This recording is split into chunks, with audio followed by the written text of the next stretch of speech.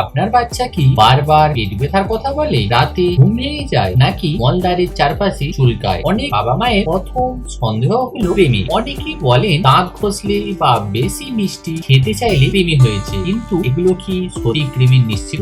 আজকের ভিডিওতে আপনি জানতে পারবেন কৃমি হলে কিভাবে বুঝবেন, কি করবেন কি করবেন না, আর কখন অবশ্যই ডাক্তার দেখাবেন। কৃমি হলো অন্তে বাসা করা পরজীবী, যা দূষিত খাবার, জল, মাটি বা অপরিষ্কার হাতের মাধ্যমে শরীরে প্রবেশ করতে পারে। অনেক শিশুর কোনো লক্ষণই নাও থাকতে পারে, আবার কারোর ক্ষেত্রে পেট ব্যথা, মলদ্বারে চুলকানি, বিশেষ করে রাতে ওজন না বাড়া বা অস্বস্তির মতো সমস্যা দেখা দিতে পারে। চিকিৎসকের পরামর্শ অনুযায়ী কৃমির ওষুধ এবং ভালো স্বাস্থ্যবিধি কৃমি প্রতিরোধ ও চিকিৎসায় গুরুত্বপূর্ণ ভূমিকা রাখে। আজ আমি ভিডিওতে আলোচনা করব কিভাবে কৃমি হয়, কোন লক্ষণগুলো খেয়াল করবেন, কোন প্রচলিত ধারণা ভুল, কিভাবে প্রতিরোধ করবেন, কখন চিকিৎসকের কাছে নিয়ে যাবেন, কৃমির ওষুধ নিয়ে গুরুত্বপূর্ণ কথা। নমস্কার বন্ধুরা, আমি অমিত, আর আপনারা দেখছেন আপনাদের প্রিয় চ্যানেল প্যারেন্টিং ইউটিউবার। আজ আমরা এমন একটি বিষয় নিয়ে কথা বলবো যা প্রতিটি বাবার প্রশ্ন তৈরি করে, বাচ্চা কৃমি হলে কি করব? অনেকেই ভাবেন বাচ্চা কম খাচ্ছে মানে কৃমি, আবার কেউ বলেন রাতে দাঁত ঘষছে নিশ্চয়ই কৃমি হয়েছে, কিন্তু এগুলো সবসময় সত্যি নয়। আজ আমরা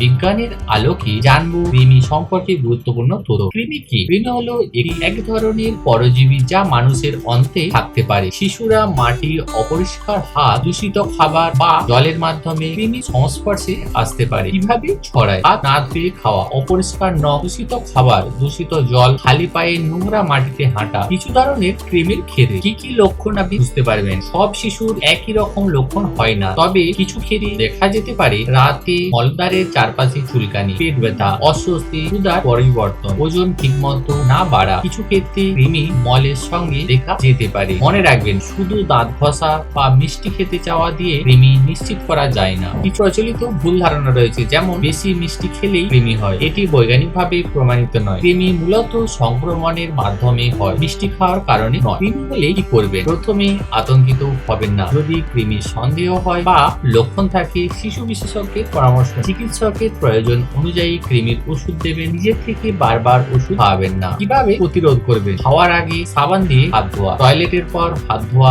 নখ ছোট করে রাখা, ফল ও সবজি ভালোভাবে ধুয়ে খাওয়া, নিরাপদ জল পান করা, শিশুকে পরিচ্ছন্নতার অভ্যাস শেখানো। কখন দ্রুত ডাক্তার দেখাবেন? যদি তীব্র পেট ব্যথা হয়, বারবার বমি হয়, রক্ত মিশ্রিত মল হয়, শিশুর ওজন কমতে থাকে, খুব দুর্বল লাগে বা অন্যান্য কোনো গুরুত্বপূর্ণ লক্ষণ দেখা দেয়, তাহলে দ্রুত চিকিৎসকের কাছে নিয়ে যান। কৃমি একটি সাধারণ সমস্যা হতে পারে, কিন্তু সঠিক পরিচ্ছন্নতা, সঠিক চিকিৎসা এবং চিকিৎসকের পরামর্শ মেনে চললে অধিকাংশ ক্ষেত্রে এটি নিয়ন্ত্রণ করা সম্ভব। ঘরোয়া টোটকার উপর নির্ভর না করে সঠিক তথ্য জানুন এবং আপনার শিশুকে নিরাপদে রাখুন। ভিডিওটি ভালো লেগে থাকে তাহলে লাইক করুন, অন্যান্য বাবা মায়ের সঙ্গে শেয়ার, প্যারেন্টিং ইউটিউবার চ্যানেলটিকে সাবস্ক্রাইব করে বেল আইকন চাপতে ভুলবেন না। আমি অমিত, আবার দেখা হবে নতুন একটি গুরুত্বপূর্ণ ভিডিওতে। ধন্যবাদ।